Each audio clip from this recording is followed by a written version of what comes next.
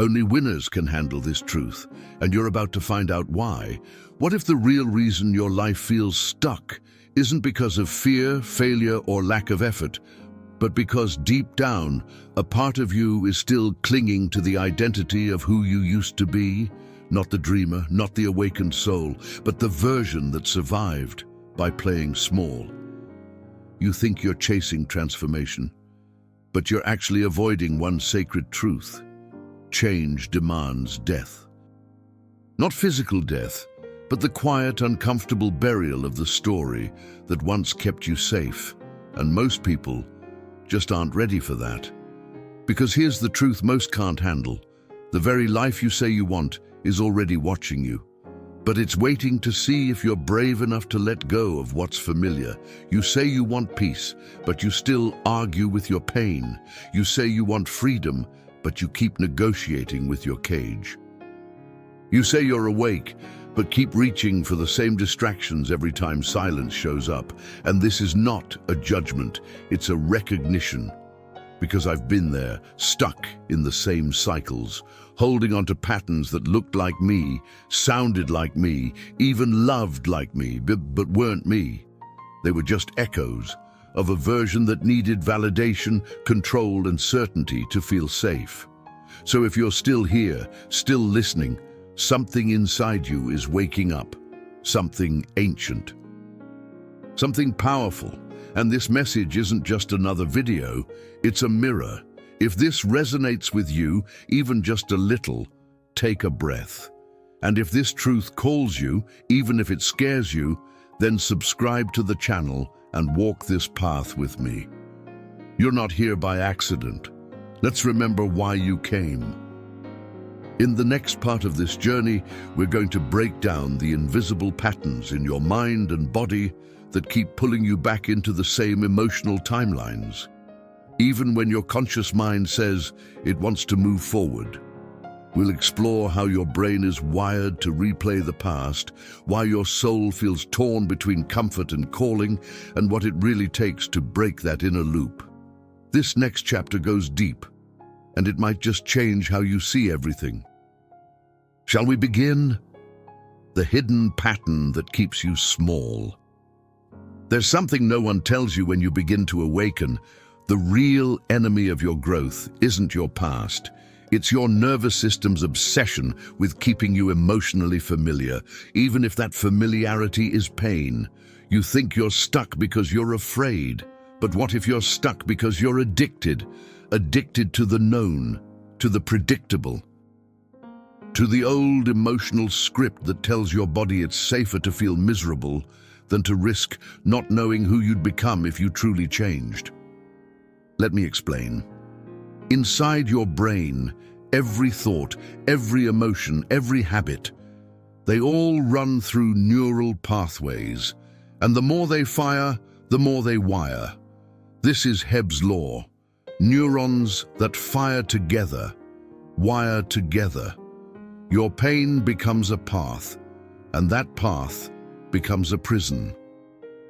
Your body, without you even realizing, begins to crave the very feelings you swore you'd never go back to. Sadness, resentment, the low hum of anxiety.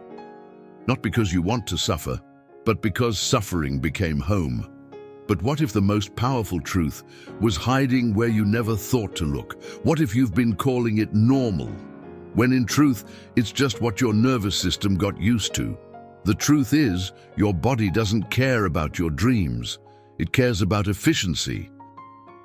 It repeats what's known, and unless something interrupts the loop, unless you choose to bring presence into the pattern, the loop will keep spinning. So let's pause for a moment. Breathe. Feel your body, not in a mystical way, in a real, grounded way. Feel where the tension lives.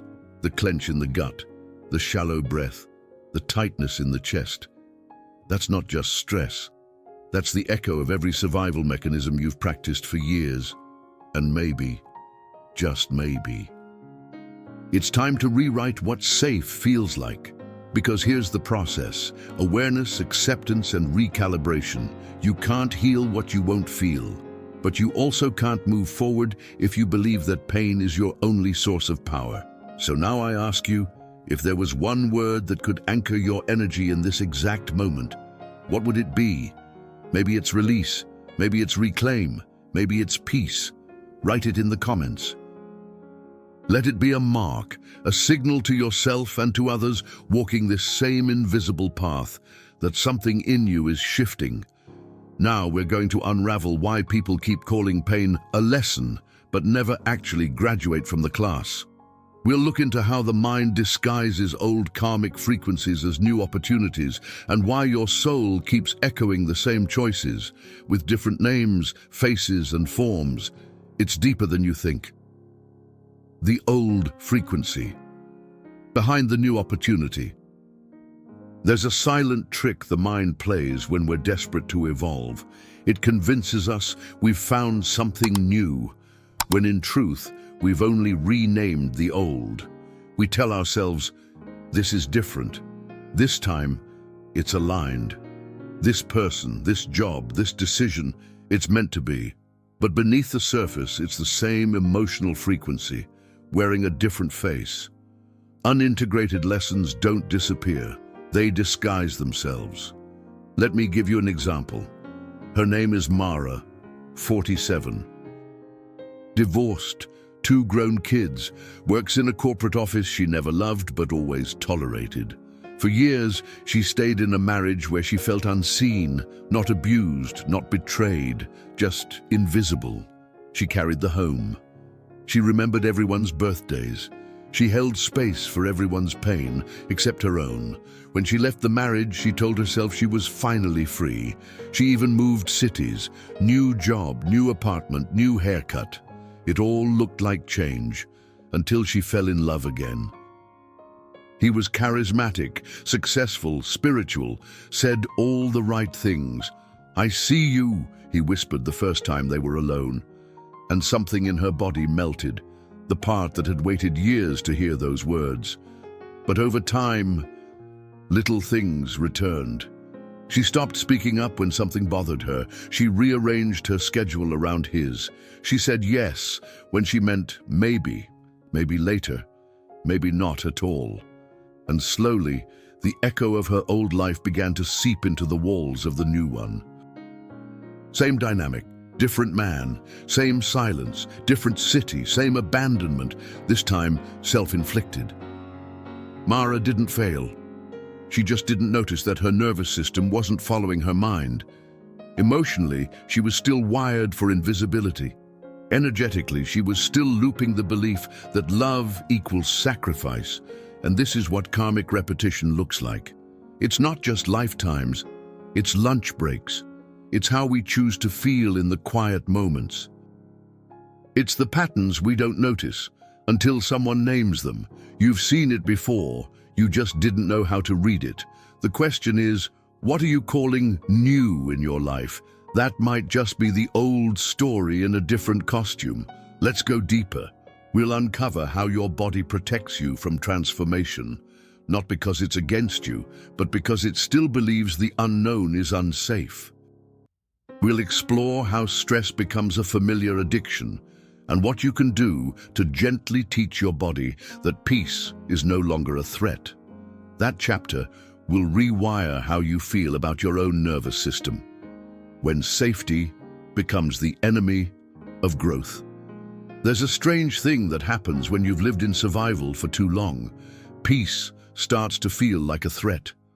The body, conditioned by years of hypervigilance, confusion, or emotional neglect, no longer recognizes calm as normal. It craves the edge, the alertness, the low-level hum of something about to go wrong. And this isn't a failure of your spirit, it's a function of your nervous system.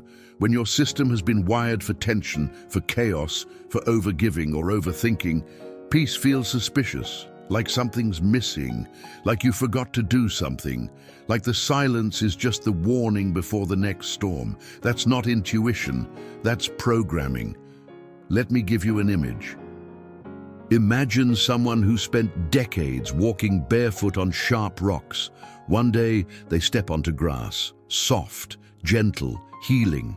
but instead of relief, they flinch. Their body doesn't trust it. Their muscles tighten. They brace for pain that never comes, because the nervous system still expects the rocks. This is what happens when people sabotage peace, not because they don't want it, but because their body doesn't know how to hold it yet. Cortisol, the stress hormone, isn't just about danger. It's about repetition. The more your body releases it, the more it expects to, and soon you're chasing emotional triggers just to feel alive. So what's the way through? Here's the process: not resistance, not force. Re-education. The body must be shown slowly that stillness is not the enemy, that breath is not laziness, that ease is not weakness. Let's do this together now. Pause. Close your eyes if you feel safe. Take a slow inhale through your nose. Let your exhale fall gently, like a feather landing. And again, feel the space around you, the support beneath you. You're not doing this wrong. You're just remembering. And if something inside you is softening, if your jaw relaxes, if your shoulders drop, that's not weakness. That's you choosing a new signal. Because healing doesn't always come with fireworks.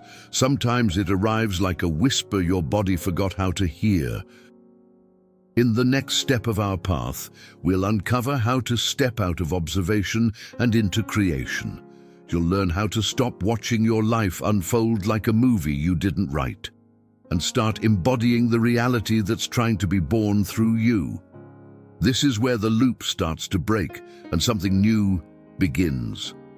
Stepping out of the waiting room of your life.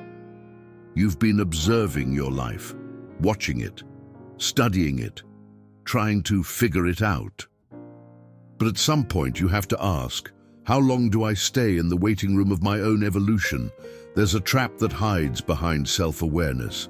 It's the illusion of progress, the belief that because you see the pattern, you've escaped it.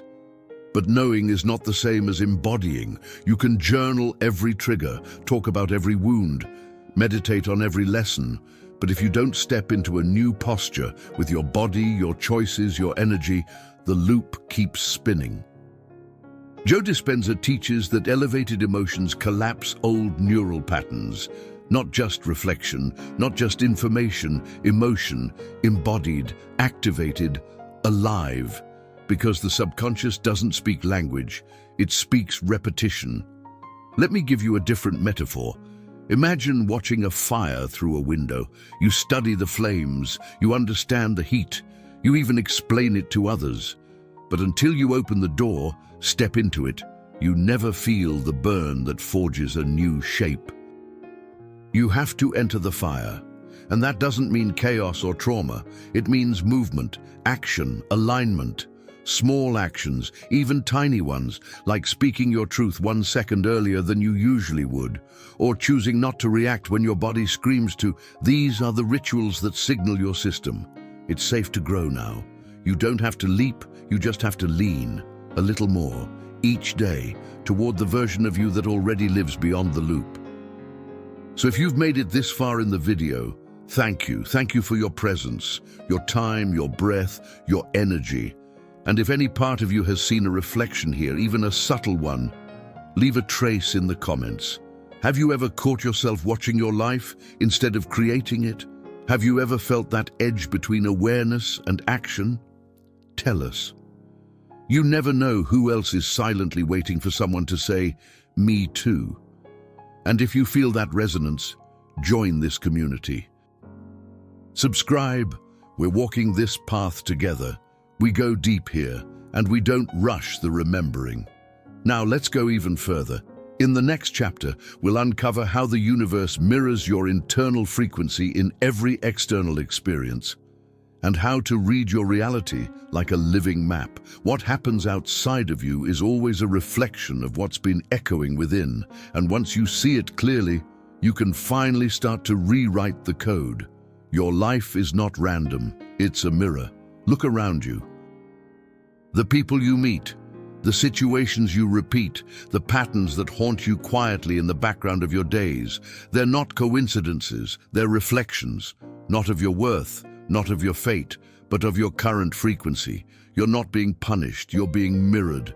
The ancient principle of correspondence, as within, so without, wasn't poetry. It was instruction.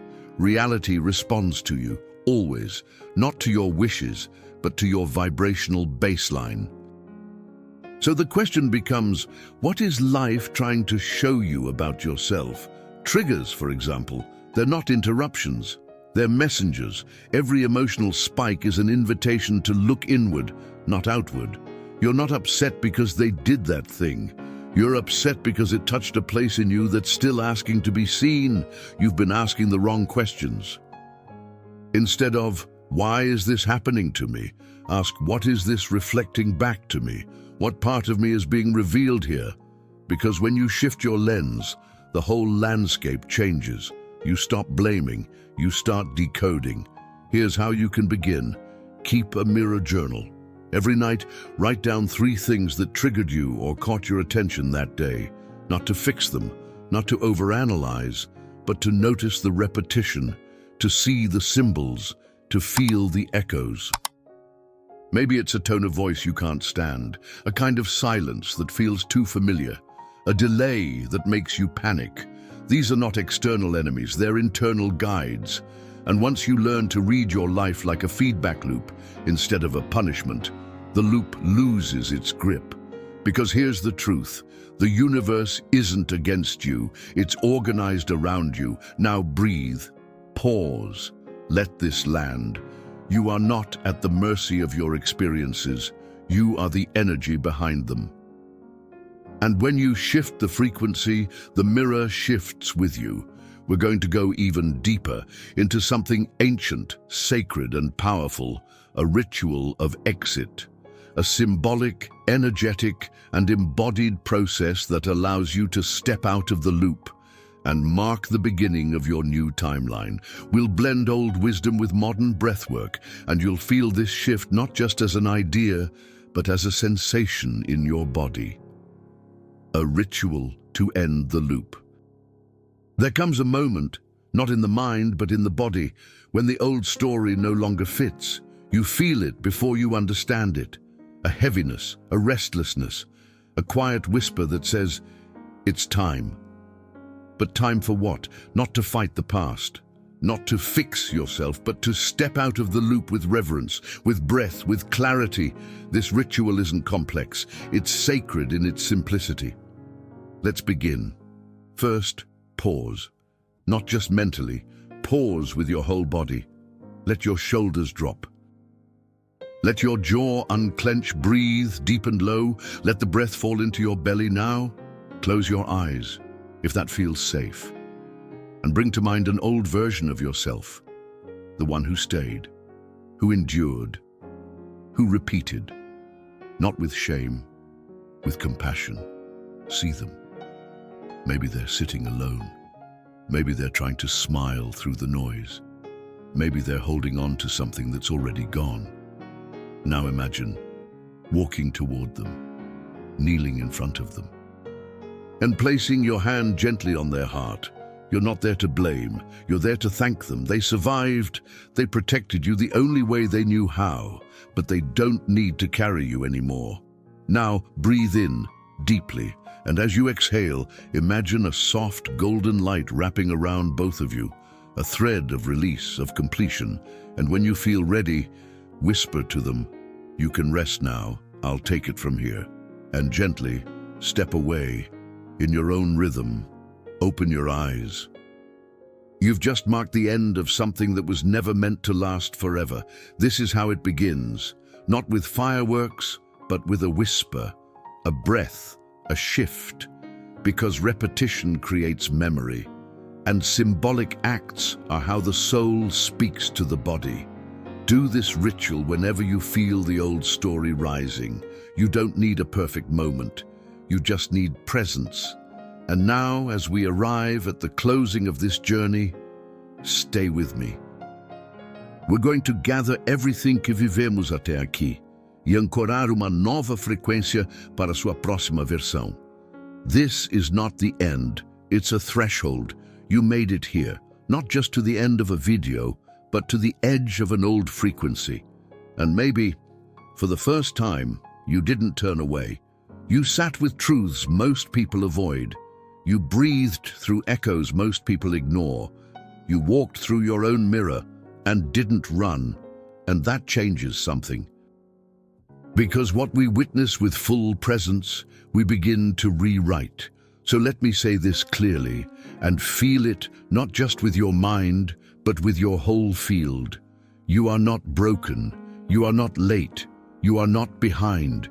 You are remembering. You've outgrown the loop.